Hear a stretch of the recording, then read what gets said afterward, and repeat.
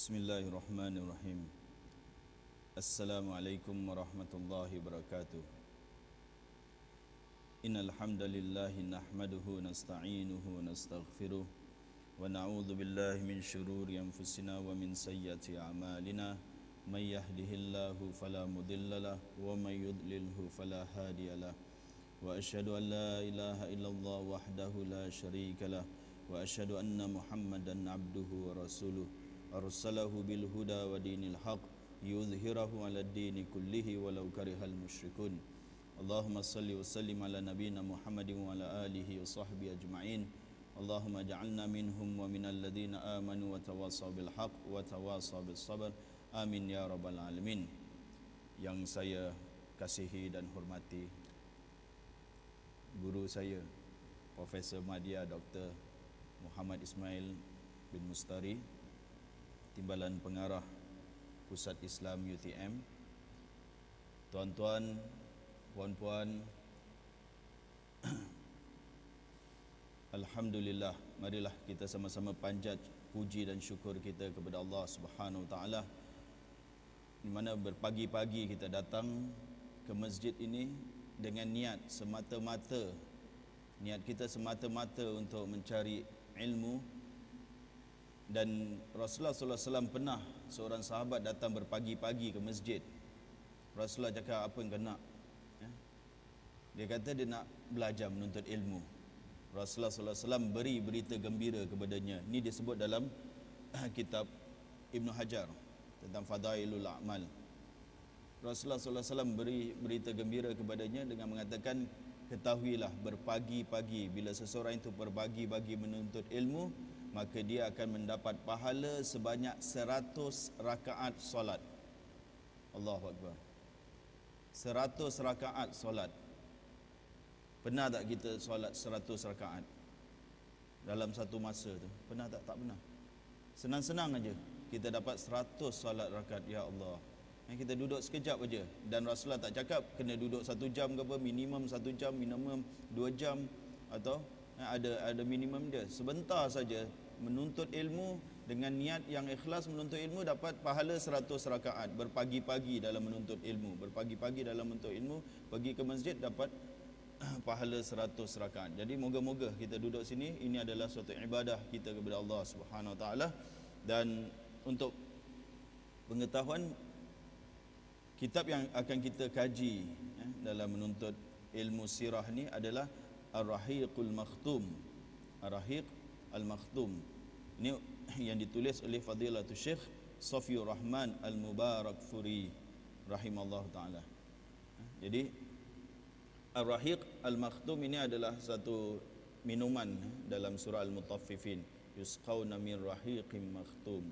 Mereka akan diberi minum Ar-Rahiq Al-Makhtum. Jadi rasa saya belum lihatlah mengapa dia namakan Rahiqul Makhtum ini. Belum baca mukadimah, kerana terjemahan Melayu ni dalam internetnya dia tak lengkap sangat. Dia sikit secebis-cebis dia, seolah-olah banyak perkara yang dia tinggalkan. Jadi ini adalah suatu minuman lah untuk kita dapat di dunia saja, satu minuman yang sungguh indah untuk kita minum, iaitu daripada sirah Rasulullah sallallahu alaihi wasallam. Jadi sebagai permulaan, kita akan jelaskan sedikit pengertian sirah. Apa yang dimaksudkan dengan sirah? As-sirah daripada perkataan sara yasiru, yang bermakna berjalan. Bila kita kata sara fulan, itu seorang itu berjalan. Jadi daripada akar perkataan dia adalah berjalan. Di sini ulama mengambil bahawa sirah ini adalah perjalanan hidup seseorang itu, dari mula dia lahir sampai dia meninggal dunia. Itu sirah. Dalam bahasa moden, sirah ni resume. Macam resume, biografi. Itu dinamakan sirah. Jadi sirah ni tak semestinya sirah Rasul sallallahu alaihi wasallam saja, tapi kita boleh sirah Umar radhiyallahu anhu, sirah Abu Bakar, sirah seseorang, dia macam sirah. Atau Sairul Nubala, ada perjalanan hidup orang-orang yang mulia, Al-Nubala. Gitu perjalanan hidup seseorang itu. Tapi dalam tak sempat terjemah dalam tapi dalam istilah istilah kita sirah ni berarti pengajian atau kajian terhadap hidup Rasulullah sallallahu alaihi wasallam. Rasul khatibun nabi, rasul terakhir. Ini yang dimaksudkan dengan sirah. Jadi kepentingan kita untuk mempelajari sirah. Berapa poin di sini? Ini bukan dari kitab Ar-Rahiqum Al-Makhtum, bukan. Tapi ini dari kitab Yasir Qadhi, seorang doktor sekarang ni berpangkalan di Amerika Syarikat, menggariskan beberapa kepentingan mempelajari sirah. Satu, kenapa kita mempelajari sirah? Kerana kita diperintah. Ini adalah satu perintah oleh Allah Subhanahu Wa Taala untuk kita mengikuti contoh tauladan Rasulullah sallallahu alaihi wasallam. Ini satu perintah oleh Allah Subhanahu Wa Taala, di mana Allah Subhanahu Wa Taala berfirman, a'udzubillahi minasyaitonir rajim, laqad kana lakum fi rasulillahi uswatun hasanah. Sesungguhnya telah ada bagi kamu pada diri Rasulullah sallallahu alaihi wasallam adalah satu uswah, satu contoh teladan yang baik. Jadi barang siapa yang nak contoh, dia kena ikut Rasulullah sallallahu alaihi wasallam. Jadi bagaimana kita nak ikut Rasulullah sallallahu alaihi wasallam, contoh hidup Rasulullah sallallahu alaihi wasallam, kalau kita tak mempelajari kehidupan dia? Tak dapat.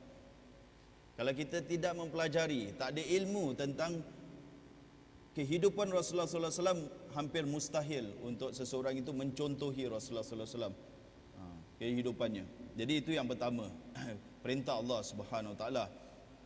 Kemudian sirah meningkatkan rasa cinta kita kepada Rasulullah sallallahu alaihi wasallam.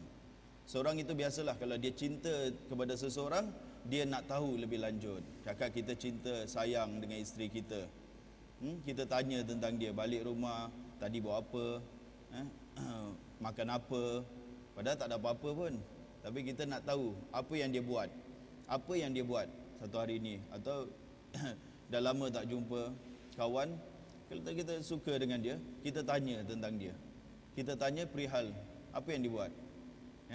Begitu juga kalau kita cinta kepada Rasulullah sallallahu alaihi wasallam, tentu kita nak tahu apa Rasulullah buat, apa yang dilalui oleh Rasulullah sallallahu alaihi wasallam. Kalau kita betul-betul cinta kepada Rasulullah sallallahu alaihi wasallam, takkan tak mau ambil tahu tentang perihal Rasulullah sallallahu alaihi wasallam. Jadi banyak orang klaim, banyak orang mendakwa dia cinta Rasulullah sallallahu alaihi wasallam, tapi sejauh mana dia mencintai Rasulullah sallallahu alaihi wasallam, Allahu a'lam. Sama ada cetek atau mendalam, sama ada kuat atau lemah cinta dia, kita pun tak tahu. Sebab mana kita cinta seseorang itu berperingkat. Jadi kalau para sahabat cinta dia dengan Rasulullah sallallahu alaihi wasallam, kalau ahli hadis lah, ulama hadis cinta mereka kepada Rasulullah sallallahu alaihi wasallam, sebagaimana khutbah Dr. Ismail katakan, bankrupt pun bankrupt lah. Kerana Rasulullah sallallahu alaihi wasallam, bankrupt pun bankrupt lah hidup aku.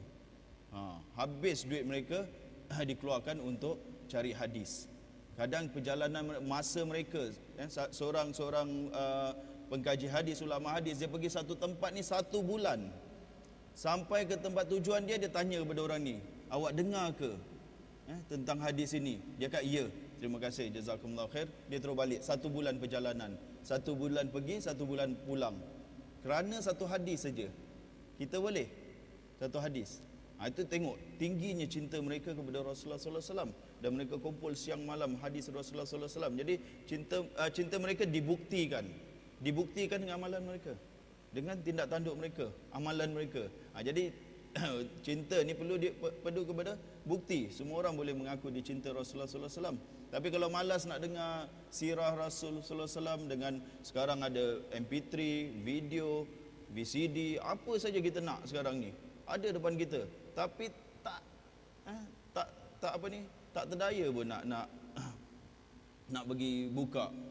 Berarti kita cek balik lah, kita periksa balik sama ada betul tak kita cinta Rasulullah sallallahu alaihi wasallam. Kemudian sirah mengajar kita maksud Al-Quran itu sendiri. Al-Quran teori dia, kalau ulama buat analogi ni, Al-Quran ni teori, praktikal dia mana? Sirah. Praktikal dia adalah perjalanan hidup Rasulullah sallallahu alaihi wasallam. Jadi Al-Quran beritahu kita jangan utamakan dunia. Macam mana kita nak tahu apa kayu ukur dia? Jangan utamakan dunia ini semua.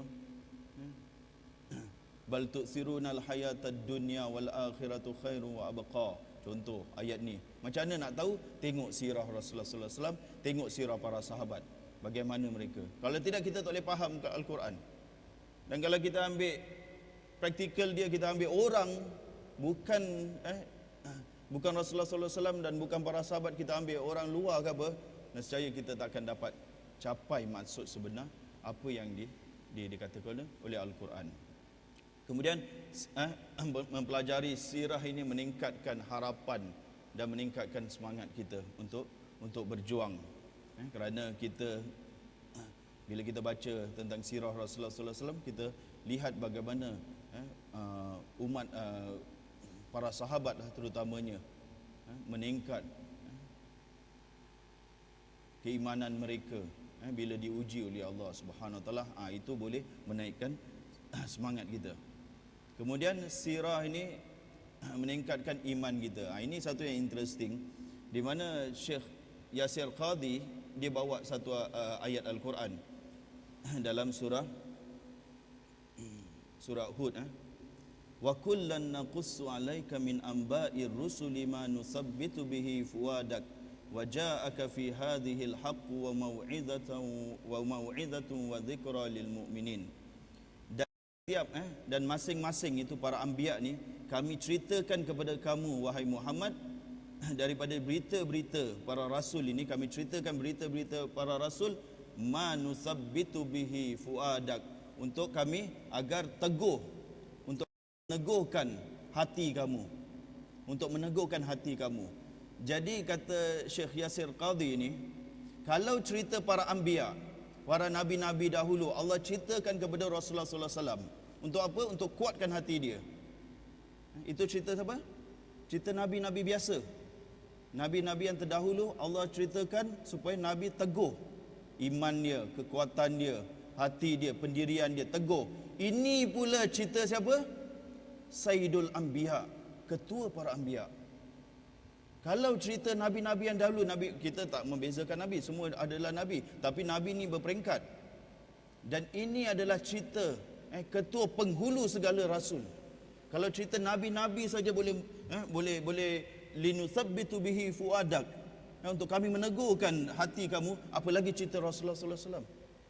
Apalagi cerita Rasulullah sallallahu alaihi wasallam yang merupakan penghulu segala rasul, penghulu segalanya, nabi yang terbaik, nabi yang terhebat. Makin lagi teguh sebenarnya kalau kita mempelajari sirah. Sebab itu sirah ni tak lepas daripada ulama-ulama dulu. Mereka akan mempelajari sirah sebagaimana mereka mempelajari Al-Quran, detail betul. Mereka akan mempelajari sirah Rasulullah sallallahu alaihi wasallam. Jadi dengan mempelajari sirah kita makin kuat lagi keimanan kita kepada agama ini. Kemudian sirah merupakan mukjizat Rasulullah sallallahu alaihi wasallam.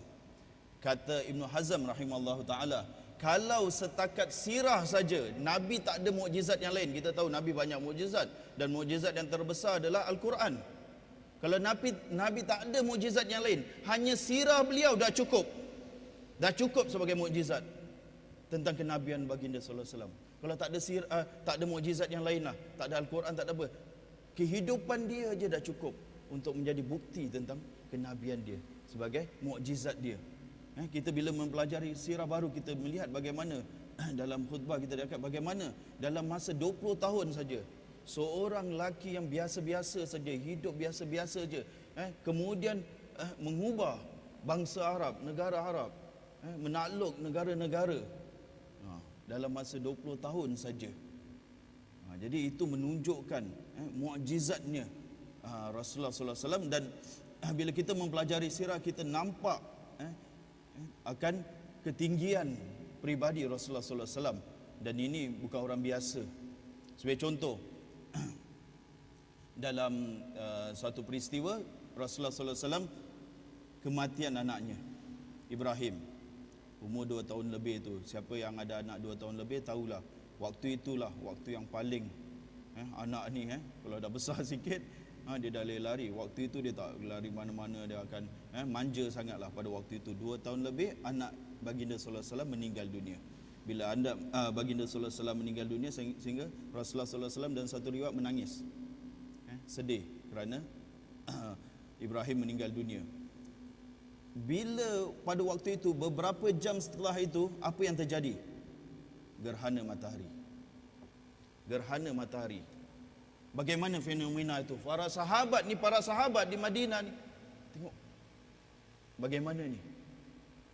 Matahari pun sedih. Matahari pun sedih. Matahari pun sedih. Di antara rumors, di antara para sahabat tengok, kematian anak Rasulullah sallallahu alaihi wasallam, matahari pun sedih ini semua. Jadi rumors mula spread. Tengok begitu hebatnya Rasulullah sallallahu alaihi wasallam sehingga matahari gerhana kerana kematian anak dia. Ini seorang lelaki. Ini seorang nabi, seorang yang ikhlas sekali dalam dakwah dia. Dia bukan dakwah untuk diri dia, supaya orang menyembah dia atau supaya orang meninggikan diri dia. Dia panggil para sahabat semua. Dia panggil mereka semua, para sahabat, masyarakat setempat. Dia panggil masyarakat Madinah dan dia mula berkhutbah. Rasulullah sallallahu alaihi wasallam berkhutbah. Apa khutbah dia? Bulan dan matahari ini adalah tanda-tanda kebesaran Allah Subhanahu wa taala, dan bulan dan matahari tidak terjadi gerhana bulan dan matahari kerana kematian seseorang.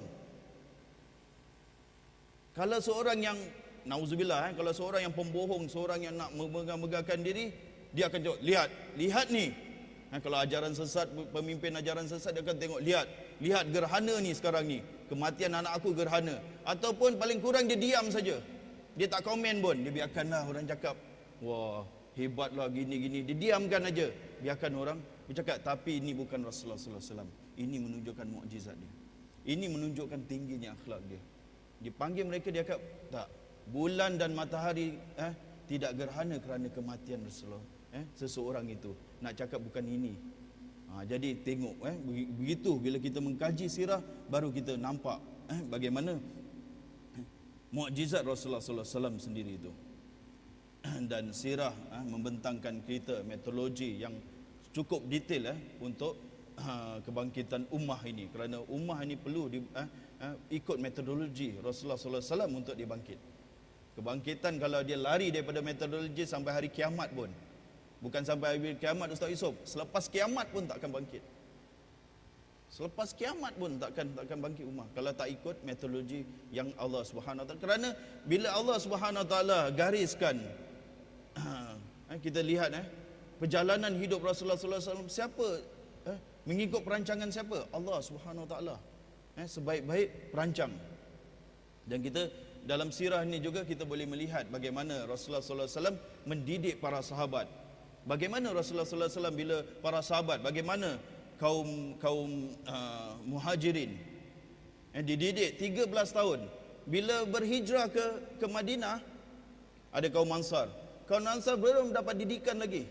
Belum dapat didikan. Yang sahabat yang as-sabiqun al-awwalun telah mendapat 13 tahun. Tapi bagaimana dengan orang-orang Madinah ni?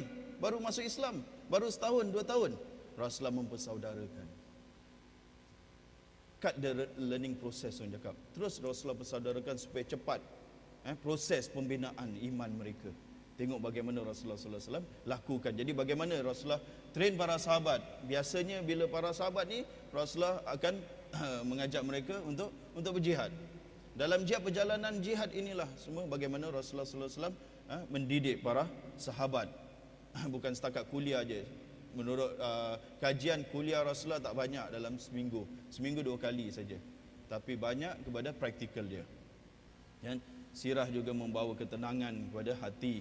Juga salah satu cara untuk kita membela Rasulullah sallallahu alaihi wasallam, Allah menyuruh kita untuk membela Rasulullah sallallahu alaihi wasallam, untuk menolong Rasulullah sallallahu alaihi wasallam. Salah satu cara adalah untuk mempelajari sirah.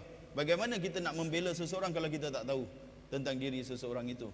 Kita nak bela dengan cara apa? Dengan kalau kita tak ada ilmu. Jadi salah satunya adalah dengan mempelajari sirah Rasulullah sallallahu alaihi wasallam. Dan sirah adalah kajian terhadap sebaik-baik perkara. Sebaik-baik perkara. Apa dia? Iaitu sebaik-baik manusia. Siapa manusia yang paling baik sekali yang pernah jejak kaki di atas muka bumi kalau bukan Rasulullah sallallahu alaihi wasallam. Jadi kita bukan mengkaji orang biasa. Kita bukan mengkaji pemimpin yang terhebat. Kita bukan mengkaji seorang ulama yang agung, tapi kita mengkaji seorang yang terbaik dalam semua urusan. Sebaik-baik manusia, kita mengkaji sebaik-baik manusia. Begitu juga dengan mengkaji sirah, kita mengkaji sebaik-baik generasi. Sebaik-baik generasi. Khairul quruni qarni, thumma alladhina yalunahum.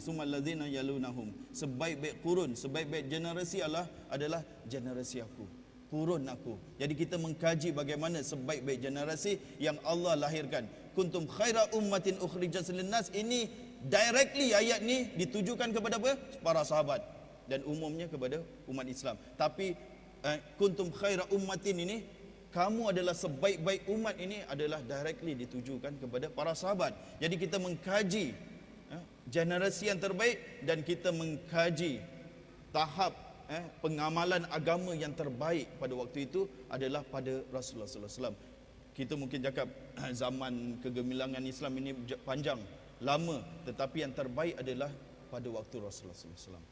Kita mungkin cakap di Andalusia, di Spanyol Islam hebat gini tadi, tapi yang terbaik adalah pada zaman Rasulullah sallallahu alaihi wasallam, di mana pada hari itu Allah sempurnakan al-yauma akmaltu lakum dinakum.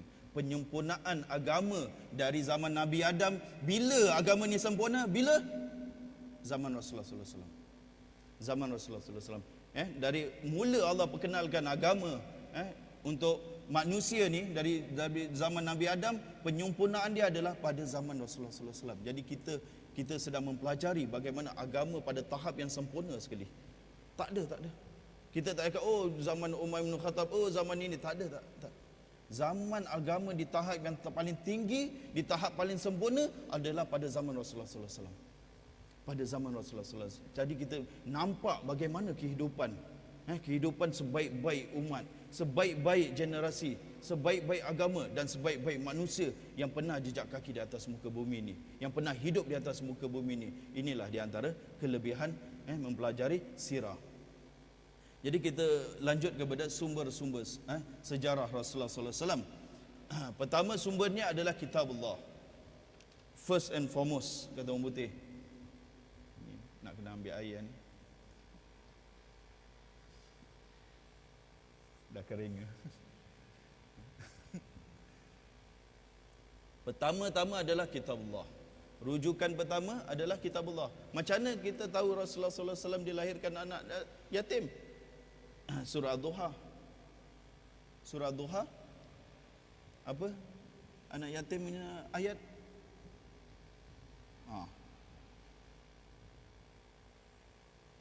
Alam yajidka yatiman fa'awa. Kalau suruh keluarkan kita susah. Tidakkah kami mendapati engkau sebagai anak yatim? Jadi kitabullah. Yang interesting terhadap kitabullah ini, bila Allah Subhanahu Wa Taala dan peristiwa-peristiwa peperangan, peristiwa-peristiwa tentang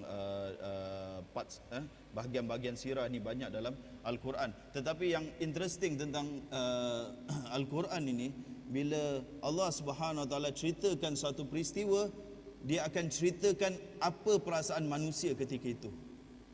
Apa perasaan di dalam hati.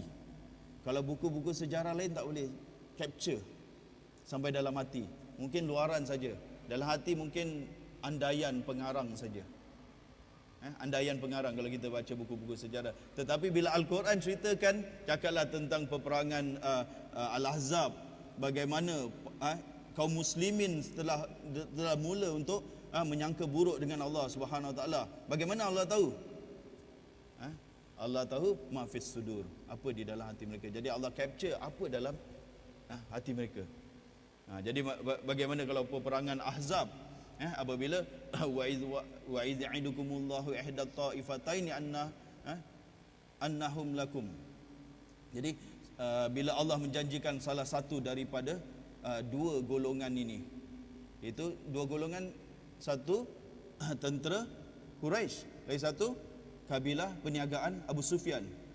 Salah satu daripada kedua ni bagi kamu. Jadi para sahabat Allah capture, kamu menghendaki anna ghairati syaukati lakum.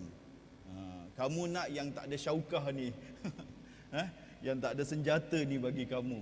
Jadi Allah capture apa dalam hati para sahabat, dan begitulah seterusnya. Jadi rujukan pertama adalah kitabullah. Dia menceritakan, dan tak semua perjalanan hidup Rasulullah sallallahu alaihi wasallam dirakamkan di dalam Al-Quran. Sebab itu kita kena pindah ke As-Sunnah. As-Sunnah An-Nabawiyah, atau kitab-kitab Sunnah An-Nabawi.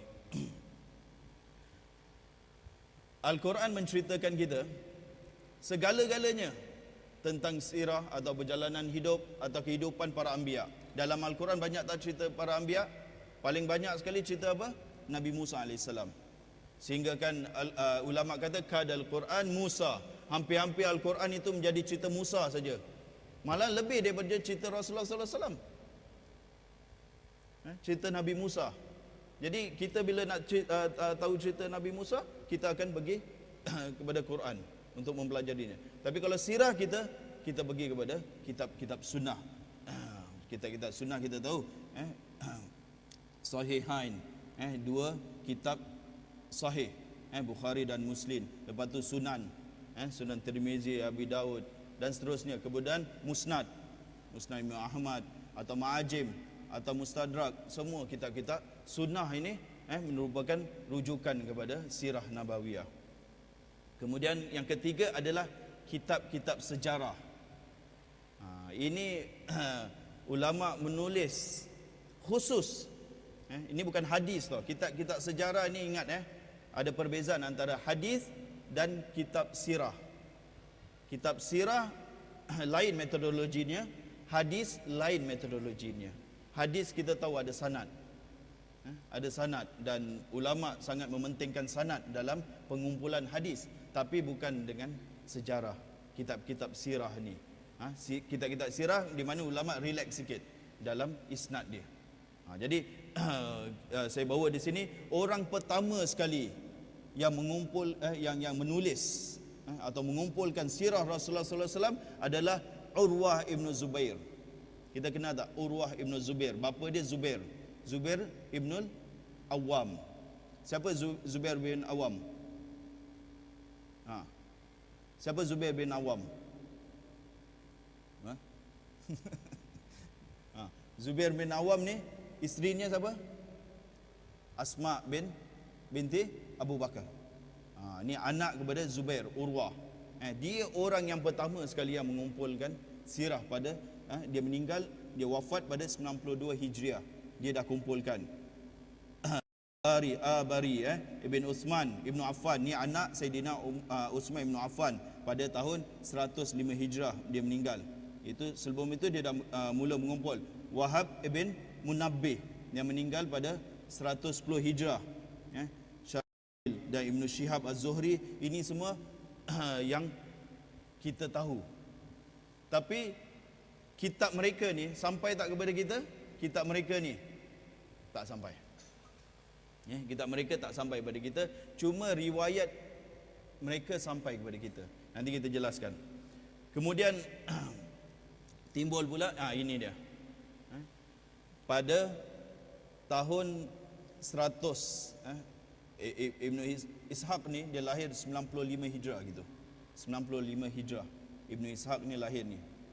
Dan dia memulakan satu orang kata usaha untuk mengumpulkan sirah Rasulullah sallallahu alaihi wasallam, Muhammad ibn Ishaq yang wafat pada 152 Hijrah. Mengumpulkan berita-berita, peristiwa-peristiwa, pergi ke sana ke sini untuk mengumpulkan, dan kata ulama dia menulis volumes, berjilid-jilid kitabnya. Muhammad ibn Ishaq dia dinamakan Imam sirah Nabawiyah. Imam para imam. Kalau imam hadis siapa? Imam Bukhari kan? Imam Bukhari. Tapi bagi sirah adalah Ibn Ishaq, Muhammad bin Ishaq. Ini kita kena hafal. Muhammad ibn Ishaq ni adalah imam kepada sirah Nabawiyah.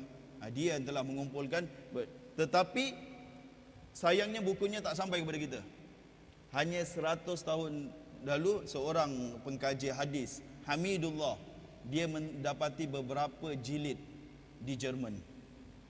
Di perpustakaan Jerman dia dapat. Muhammad bin Ishaq ni punya buku. Kemudian Al-Waqidi juga mengumpulkan. Muhammad ibn Sa'ad yang kita tahu At-Tabaqah Al-Kubra pun mengumpulkan. Yang sekarang ni menjadi rujukan kebanyakan pengkaji sirah adalah kitab ni. Abu Muhammad Abdul Malik yang lebih dikenali sebagai Ibnu Hisham. Siapa ni Ibnu Hisham? Ibnu Hisham ni dia telah meringkaskan kitab Muhammad ibn Ishaq. Kita tahu siapa Muhammad ibn Ishaq ni? Dia adalah imamnya bagi sirah Rasulullah SAW, diringkaskan oleh Ibnu Hisham. Dan kita tadi katakan yang tentang Dr. Hamidullah tu yang jumpa beberapa kitab Muhammad bin Ishaq, bila mereka lihat dalam sirah Ibnu Hisham ini serupa sebiji. Cuma Ibnu Hisham ni dia keluarkan syair-syair atau perkara-perkara yang tak ada kaitan dengan sirah. Biasa Muhammad bin Ishaq ni Ibnu Ishaq ni dia akan tulis segalanya tentang peristiwa-peristiwa yang terjadi pada waktu itu. Tapi Ibnu Hisham ni dia ambil, dia ringkaskan saja. Dan Ibnu Hisham ni kitabnya ada tak dengan kita? Ada tak dengan kita Ibnu Hisham ni? Macam tak tahu je ni. Ni Ustaz Muhyiddin kena jual ni Ibnu Hisham punya kitab. Ada dengan kita. Subhanallah. Jadi kalau kita trace balik Ibnu Hisham punya kitab kepada siapa? Muhammad bin Ishaq. Jadi kitab yang berada pada kita ni adalah kitab yang ditulis 100 lebih Hijrah. 100 Hijrah. Ada dengan kita kitab dia. Allah preservekan sirah Rasulullah SAW. Jadi bukan sebagaimana orientalis buat tuduhan. Jadi kitab sirah ni yang ada dengan kita adalah 100 Hijrah punya kitab. Dikumpulkan. Tetapi biasalah Muhammad ibn Ishaq, kalau nurut pandangan ulama hadis, dia ni okey-okey lah. Dia tak siqah betul, tak ini. Biasa, tetapi dia adalah imam. Dalam sirah kita akan refer. Biasanya dia akan bawa sirah ni tanpa buat sanad. Dia akan cakap begini. Kenapa kita terima Muhammad bin Ishaq? Pasal dia adalah imam. Dia tak buat sanad pun terima aja. Itu bagaimana ulama terima. Jadi dia di sini kalau kita nak base sirah ni hanya kepada riwayat-riwayat yang sahih saja, maka banyak gap lah, banyak lopong-lopong. Kita tak akan dapat sirah yang sempurna. Kalau kita nak cakap sekarang ada usaha As-Sirah An-Nabawiyah As-Sahihah, ada kitab diterbitkan, dia nak ambil riwayat-riwayat yang sahih saja, memang tak dapat. Jadi di sini metodologi ulama dalam masalah sirah mereka longgar sikit. Dan kenapa tak longgar? Bukan apa-apa. Apa beza hadis dengan sirah? Hadis ni di mana kita keluarkan hukum daripadanya, iaitu akidah, fiqh, kita keluar daripada. Sirah tak ada apa-apa. Sirah bukan kita keluarkan hukum daripadanya. Nak cakap kuda ni berwarna apa, nak cakap sahabat ini pakai baju apa, bagaimana peperangan ni tak ada apa. Hatta dalam umur pun, umur Siti Khadijah bila berkahwin dengan Rasulullah SAW, ada yang cakap 28. Dua-dua riwayat ni adalah lemah. Ada yang cakap 28, ada yang cakap 40 tahun. Dua-dua riwayat lemah. Jadi apa, tak ada kena tak menjejaskan akidah seseorang atau tidak akan menjejaskan fiqh seseorang dalam masalah hukum. Jadi sirah itulah longgar. Ulama beri kelonggaran dalam masalah sirah untuk kita menerima riwayat-riwayat walaupun dari sudut isnad dia adalah lemah. Jadi kita terima saja. Cuma jangan sampai bertentangan. Jangan sampai bertentangan dengan syariat Islam. Itu yang tak jangan sampai perkara yang kadang tak masuk akal lah. Orang cakap tak masuk akal, itu yang para ulama kadang tak bawa. Kalau ulama-ulama yang baru ni, mereka akan balance sikit di antara terlampau longgar dan terlampau ketat. Itu dia. Jadi kita mula dengan nasab keturunan Rasulullah sallallahu alaihi wasallam.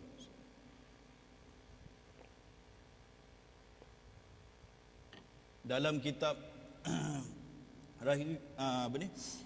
Ar-Rahiq Al-Makhtum ni, dia dimula dengan zaman zaman pra-Arab.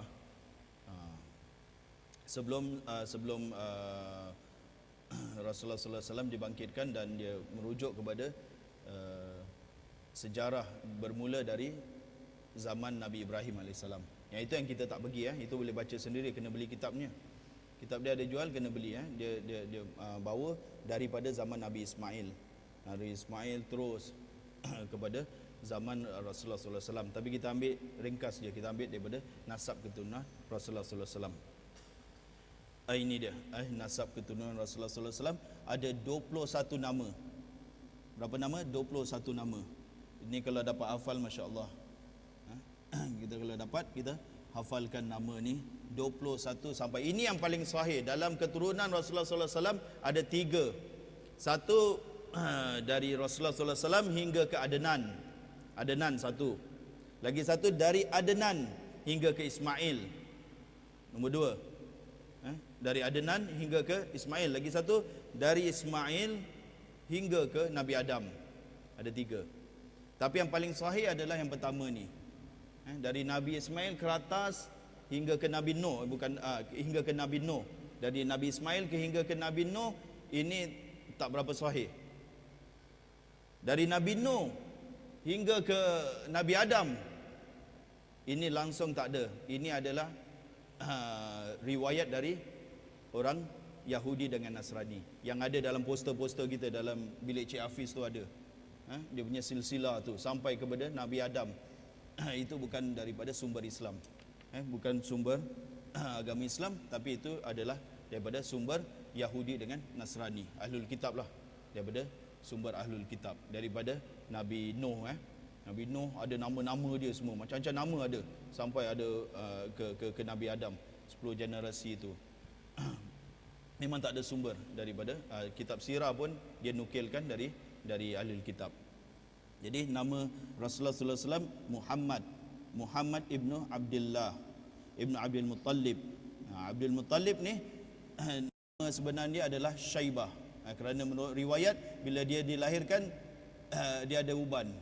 Ada uban, jadi nama dia sebenarnya Syaibah. Dan macam mana dapat Abdul Muttalib ni?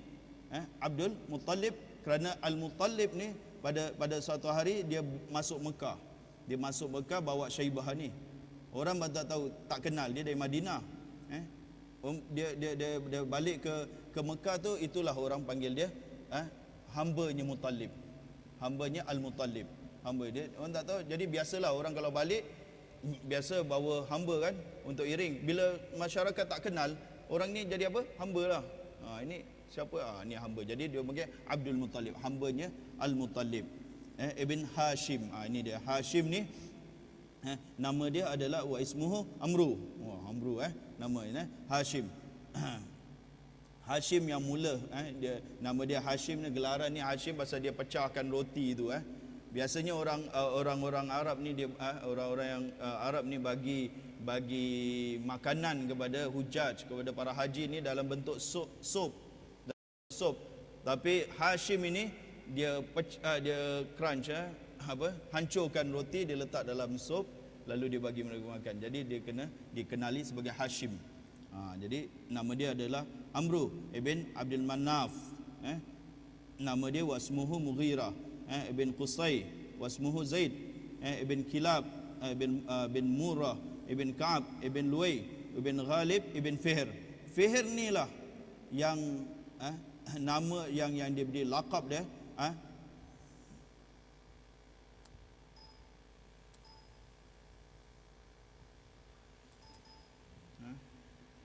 apa? Bateri ada.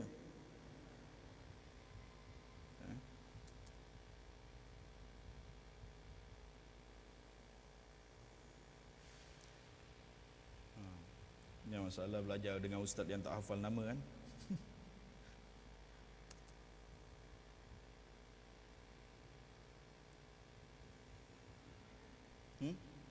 Bateri ada. Dia punya current ada.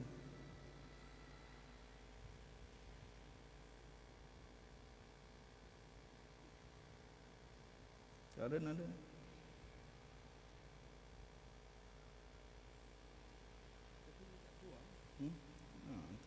Dia terus macam seolah-olah tak ada bateri. Macam seolah-olah bateri habis. Dia habis bateri dia. Yalah, dia tak masuk terus. Ni jadi bukan masuk apa nak? Bukan dia punya. Ha? Dia apa ni? Ini tak. Ni dia. Ni baru masuk ni.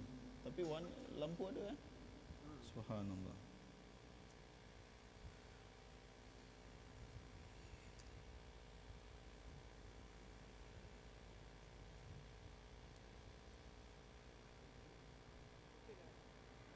Nampak okey. Dah.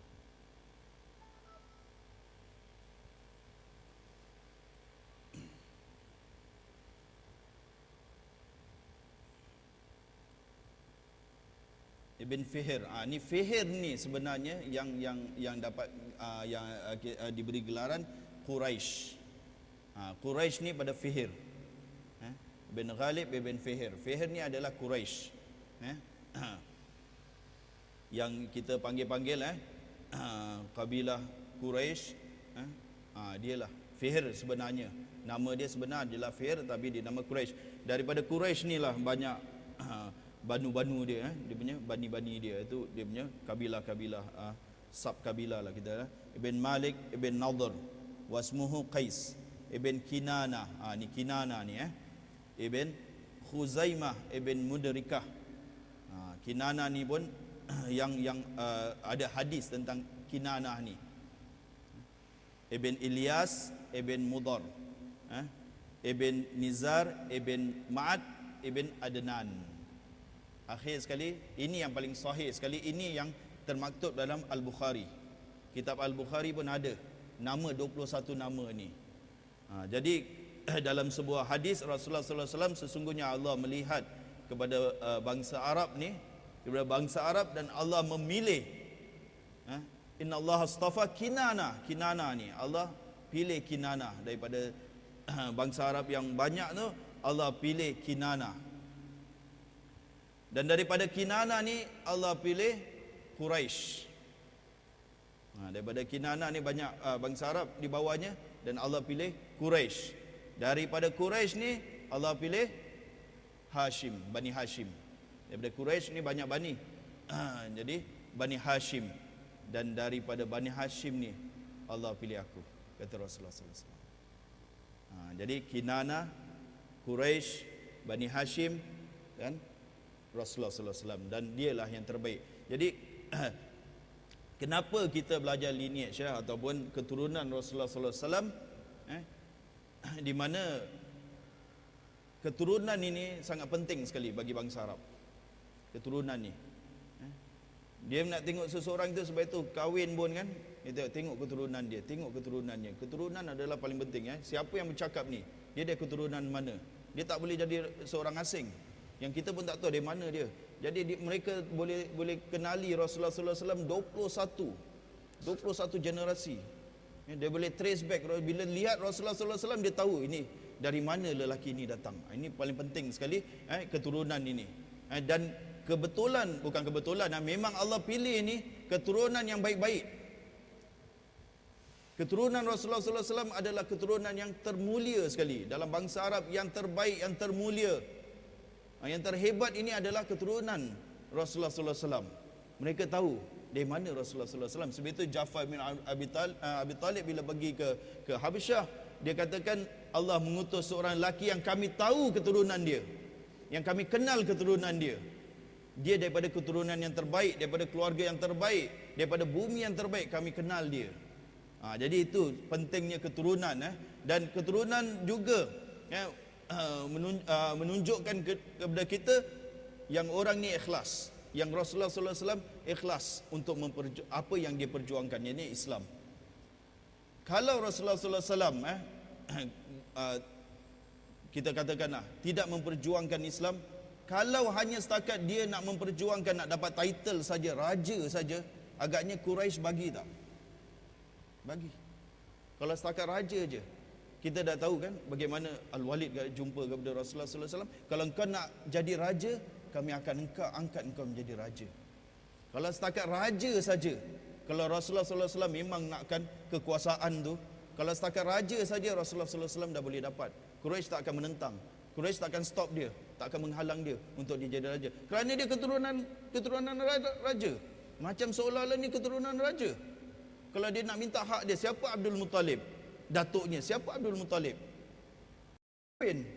Pemimpin Quraisy ketika itu, Abdul Muttalib. Kita tahu sejarah hidup Abdul Muttalib ni, bagaimana dialah yang korek balik Zamzam, dan dialah yang berhadapan dengan tentera bergajah. Semua Abdul Muttalib. Keturunan dia dari, kalau kita nak keturunan Rasulullah sallallahu alaihi wasallam, kalau kita lihat di sini semua nama Quraisy itu pun daripada keturunan dia. Daripada lineage dia, kemudian Kinana pula.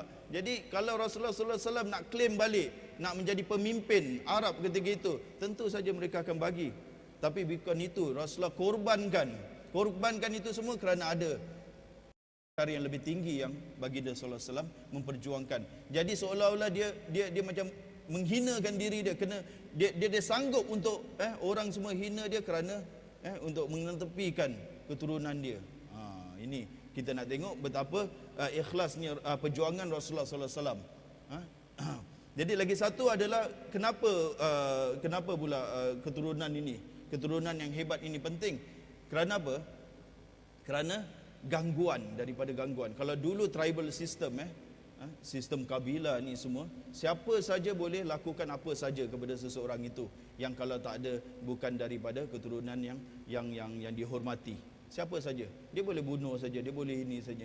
Tapi Allah letakkan Rasulullah sallallahu alaihi wasallam, keliling dia adalah keturunan, kabilah ataupun keluarga yang kuat. Kenapa Allah pilihkan? Supaya dia menjadi protection. Apa protection? Pelindung kepada Rasulullah sallallahu alaihi wasallam. Itu dia. Walaupun mereka tak masuk Islam, Bani Hashim tak masuk Islam, hatta pakciknya Abu Talib tak masuk Islam, tapi mereka tetap melindungi. Mereka tak serahkan Rasulullah sallallahu alaihi wasallam kepada orang Quraisy untuk lakukan apa saja yang mereka lakukan. Bila zaman Nabi Lut, malaikat datang merupa pemuda yang kacak. Jadi kaum Nabi Lut ni semua yang homoseksual ni semua nak ganggu malaikat-malaikat ni. Nabi Lut seorang saja. Jadi Nabi Lut doa dia apa? Kalau kita ingat dalam Al-Quran sebutkan, kalau aku ada kekuatan dan ruknun syadid. Iaitu kata ulama, ada keluarga yang kuat untuk membela aku. Kata Rasulullah sallallahu alaihi wasallam, bila Nabi Lut doa ini saja, selepas itu Allah tidak akan mengutuskan seorang rasul pun kecuali dia ada pembela-pembela, pelindung-pelindung. Macam Nabi Shu'aib. Kata kaum Nabi Shu'aib, kalau bukan kerana keluarga engkau, kami akan rejam engkau. Selepas Nabi Lut tu, Allah tak akan utuskan satu rasul kecuali dia ada keluarga yang melindungi dia. Ini pentingnya kekeluargaan tu, kabilah yang kuat untuk melindungi Rasulullah sallallahu alaihi wasallam. Walaupun mereka tak menerima dakwah Rasulullah sallallahu alaihi wasallam, tetap mereka sanggup diboikot. Kita kata sanggup diboikot. Bani Hashim ni semua diboikot. Sanggup mereka, bukan Islam semua, sanggup diboikot untuk mempertahan. Itu ada jahiliah, asabiyah jahiliah tu kuat. Kerana kabilah tu mereka sanggup diboikot pun diboikotlah selama 2 tahun. Jadi menunjukkan kita tentang pentingnya keturunan Rasulullah sallallahu alaihi wasallam. Ini dalam bahasa Melayu dia. Kemudian kita akan berpindah kepada kelahiran Rasulullah sallallahu alaihi wasallam dan 40 tahun sebelum pengutusan dia. Apa yang terjadi, peristiwa yang terjadi dari masa kelahiran Rasulullah sallallahu alaihi wasallam sampai sebelum Rasulullah sallallahu alaihi wasallam diutuskan oleh Allah Subhanahu wa taala. Jadi Syekh Saifur Rahman dikatakan apa? Rasulullah sallallahu alaihi wasallam, penghulu para rasul, telah dilahirkan di Syaib Bani Hashim di Makkah pada pagi hari Isnin. Bani Hashim pada hari Isnin. Macam mana kita tahu pada pagi hari Isnin? Kerana Rasulullah sallallahu alaihi wasallam beritahu kita, ini confirm. Ini confirm hari Isnin. Rasulullah sallallahu alaihi wasallam, aku dilahirkan pada hari Isnin dan aku mendapat wahyu pertama pada hari Isnin. Yang ini tak dipertikaikan ulama tentang hari Isnin ni. Kenapa Rasulullah sallallahu alaihi wasallam berpuasa pada hari Isnin? Kerana dia nak sambut kelahiran dia. Jadi Rasulullah sambut kelahiran dia bukan setahun sekali, setiap minggu. Kita kalau nak ikut sunnah Rasulullah sallallahu alaihi wasallam, sambut Maulidur Rasul kena sambut setiap minggu. Rasulullah sallallahu alaihi wasallam, kenapa aku berpuasa pada hari Isnin? Kerana pada hari itu aku dilahirkan. Setiap minggu Rasulullah sambut Maulid. Sanggup? Itu pada pagi hari ini, pada pagi hari Isnin. Dan bulan dia pun ada sedikit aja khilaf, tapi kebanyakan majoriti ulama cakap Rabiul Awal. Rabiul Awal bulan dia, cuma hari bulan dia banyak pendapat. Ada yang cakap 8, ada yang cakap 2, ada yang cakap 5, ada yang cakap 9, ada yang cakap 12 sampai 5 pendapat gitu. Jadi Syekh kita bawa 9 hari bulan. Dia mentarjetkan 9 hari bulan Rabiul Awal pada tahun Gajah. Jadi itu. Kita tengok, takkan para sahabat tak tanya dengan Rasulullah sallallahu alaihi wasallam sehingga banyak khilaf. Kalau Rasulullah sallallahu alaihi wasallam jawab aja, para sahabat cakap, "Ya Rasulullah, Tuhan dilahirkan pada berapa bulan?" Dia cakap 12 je, dah habis, dah tak ada khilaf lagi ulama. Macam hari Isnin ni dah tak ada khilaf lagi. Kenapa para sahabat tak tanya? Pasal itu bukan para sahabat faham tentang agama. Benda-benda ini bukan menjadi suatu priority, suatu perkara yang besar. Hari bulan, numbers, figures ni semua bukan itu. Jadi para sahabat boleh saja, tapi bukan itu yang mereka nak lebih mementingkan. Jadi itu ulama cakap, sebab itu ada khilaf dalam berapa hari bulan Rasulullah sallallahu alaihi wasallam. Yang biasa kita majoriti ambil 12 hari bulan, itu kerana Muhammad bin Ishaq mengambil 12 hari bulan. Ibn Ishaq kan, kita katakan siapa Ibn Ishaq? Siapa? Imam Sirah. Dia ni mengambil 12 hari bulan, kita semua ambil 12 hari bulan. Okey. Tahun Gajah ada, ataupun pada calculation dia adalah 22 April tahun 571 Masihi. AD ni Masihi ni AD after death. Itu selepas dia orang cakap death lah, kematian selepas kematian. Kematian siapa? Dikatakan Jesus, Nabi Isa, 570 tahun. Jadi 500 tahun, sekitar 500 tahun kering kontang, tak ada wahyu pun, tak ada petunjuk pun dari Allah Subhanahu Wa Taala. 500 tahun lepas Nabi Isa diangkat tu, tak ada. Mengikut perkiraan ulama besar Muhammad Sulaiman Al-Mansur Puri dan pentaqib Falak Mahmud Bashar. Jadi Ibn Sa'ad, ini riwayat ni ada dalam Musnad Imam Ahmad. Imam Ahmad ini satu-satunya riwayat yang nampak macam sahih. Dalam berita kelahiran Rasulullah sallallahu alaihi wasallam menerangkan bahawa ibu Rasulullah sallallahu alaihi wasallam menceritakan, ketika aku melahirkannya, iaitu melahirkan Muhammad sallallahu alaihi wasallam, satu cahaya telah keluar dari farajku menerangi mahligai-mahligai di negeri Syam. Seolah-olah dia nampak negeri Syam begitu. Di Mekah tu dia nampak negeri Syam, berapa punya jauh tu, Mekah. Ini yang diriwayatkan oleh Imam Ahmad. Dan riwayat-riwayat yang lain yang kita biasa dengar sehingga kan dijadikan lagu semua, itu riwayat-riwayat yang kebanyakan ulama moden ini dia tidak setuju, termasuk Muhammad Al-Ghazali rahimahullah. Syekh Muhammad Al-Ghazali, bagaimana istana Kisra bergoyanglah itu semua, itu tak dibawa oleh dibawa dalam syekh kita bawa, tetapi dia akan riwayat ini banyak memang tak sahih lah, senang aja, memang tak sahih riwayat ini. Ini satu-satunya je riwayat yang sahih. Jadi sebaik saja baginda dilahirkan, ibunya Aminah segera memberitahu kepada datuk baginda Abdul Muttalib mengenai perkhabaran yang baik itu, dan dengan itu Abdul Muttalib terus mengambil dan membawa baginda ke dalam Kaabah untuk berdoa dan bersyukur kepada Allah. Beliau telah memilih nama Muhammad sebagai nama kepada cucunya. Ada riwayat yang katakan Aminah bermimpi seorang lelaki jumpanya di dalam mimpi itulah, dia akan namakan anakmu ni Muhammad. Lalu dia memberitahu kepada Abdul Muttalib. Ada yang cakap bukan, dia adalah ijtihad atau pilihan Abdul Muttalib kenapa dinamakan Muhammad, dan nama Muhammad ni unik. Tak banyak orang Arab namakan Muhammad, yang berarti yang terpuji, yang dipuji. Jadi Rasulullah SAW disusuh oleh ibu selepas ibunya, itu Suwaibah, hamba kepada Abu Lahab bersama anaknya yang bernama Masruh. Dengan itu beliau menjadi saudara penyusuan dengan baginda. Sebelum ini Suwaibah juga telah menyusukan Hamzah bin Abdul Muttalib.